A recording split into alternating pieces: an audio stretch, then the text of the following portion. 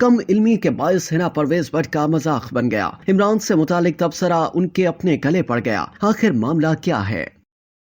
बानी पीटीआई इमरान खान के इंटरव्यू से मुतालिक तबसरा करते हुए पाकिस्तान मुस्लिम लीग नून की रहनुमा हिना परवेज भट्ट की कम इल्मी जग हसाई का सबब बन गई। बरतानवी अमरीकी सहाफी मेहदी हसन ने बानी पीटीआई इमरान खान का खुसूसी इंटरव्यू करके अपनी वेबसाइट ZTO.com पर शाया किया, जिसमें सुर्खी के नीचे पेड लिखा हुआ था। हिना परवेज भट्ट ने जब इस लफ्ज को देखा तो उन्होंने अपने मुखालिफ लीडर इमरान खान को तनकीद का निशाना बनाने के लिए सहाफी मेहदी हसन पर इल्जाम आयद किया कि उन्होंने इमरान खान का ये इंटरव्यू पैसे लेकर शाया किया है। हिना परवेज भट्ट ने एक्स पर इंटरव्यू का स्क्रीनशॉट शेयर किया, जिसमें लव्स पेड को हाईलाइट किया गया था। उन्होंने कैप्शन में लिखा कि पैसे लो, इंटरव्यू दो। ताहम हिना भट्ट को उस वक्त शदीद शर्मिंदगी उठानी पड़ी जब सोशल मीडिया सार्फिन के अलावा खुद सहाफी मेहदी हसन ने भी उनके इल्म में इजाफा करते हुए बताया कि यहाँ पेड का असल मतलब क्या है। उन्होंने हिना परवेज भट्ट की ट्वीट के रद्दमल में कहा कि पाकिस्तान में बरसर इख्तिदार जमात से ताल्लुक रखने वाली ये सियासतदान साजिशी थ्योरी पेश कर रही हैं कि मुझे इमरान खान का इंटरव्यू करने के लिए अदायगी की गई है। उन्होंने समझाया कि पोस्ट पर लव्स पेड का मतलब है कि ये इंटरव्यू ZTO के वो सार्फिन ही देख सकते हैं जिन्होंने अदायगी की हो।